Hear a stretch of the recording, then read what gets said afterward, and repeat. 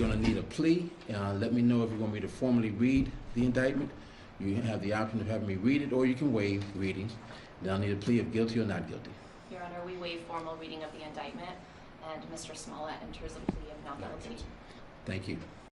It was from Chicago, the actor Jussie Smollett before the judge, not guilty, court moments ago. 16-count indictment for lying to police. Investigators say that he staged the attack against himself.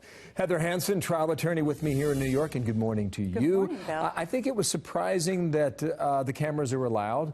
Both sides thought it was okay. The judge thought it was okay. What's going on in Cook County? We're seeing that more and more often, and I think the courts are supposed to be public. They're part of our system, Bill, and I think that every court, including the Supreme Court, should have cameras in the courtroom. Here, if no one's objecting, the judge isn't really going to say, no, it can't happen. Okay, so we're going to see a lot of this then. Every step of the way. And the judge said today that he's got to be there at every single hearing, but he's wanted to be there. He was there on Tuesday. He didn't have to be. He was there today. He didn't have to be. He likes the spotlight. Okay. You also make a note that prosecutors are elected in Chicago. Why could that be significant? Well, any time that things are now being seen, every step of the way, it's going to make people act a little bit differently. I think the defense wants this to be completely transparent. They're concerned that there's been perhaps some overcharging here. You know, we saw one act led to 16 counts. So they want to make sure that the public knows everything that's happening one step of the way to sort of have some control. What's he up against here?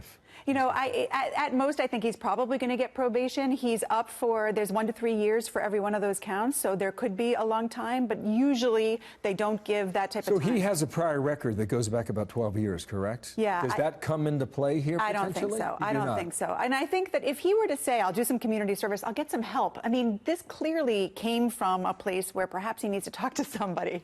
So I think that those things could certainly help and add in his favor. Another note here. You say a former senior Obama official contacted the prosecutor last month. What is important about that? Well, it's interesting. USA Today reported that today, and they contacted them back when they thought this was a hate crime. I think originally a lot of people jumped on this story before checking the background and really listening to the story. So USA Today reported that one of the Obama officials wanted it to go to the FBI so that it was a better investigation. But the FBI is now investigating that letter that he purportedly sent to himself, so they may still be involved. And that will be managed in a different courtroom at some point, correct? On a federal charge? Yeah, that could be major. I mean, the attorneys may have a whole lot of work ahead of them. Okay, so today, is that minor compared to what he could face? Yes, yes. Which could be what? Well, it depends on what they charge him with, and none of that has happened, so I can't speculate. But today, this hearing, the next hearing is going to be in April. This could move quickly, and it could end up with just probation. A federal crime of lying to the FBI investigators, that could be something bigger. Interesting. Terrific guest, Heather Hansen. Nice to see you in New York. Thanks so much. Good to see you. Watch it go forward. You say April 17th. That's the next date.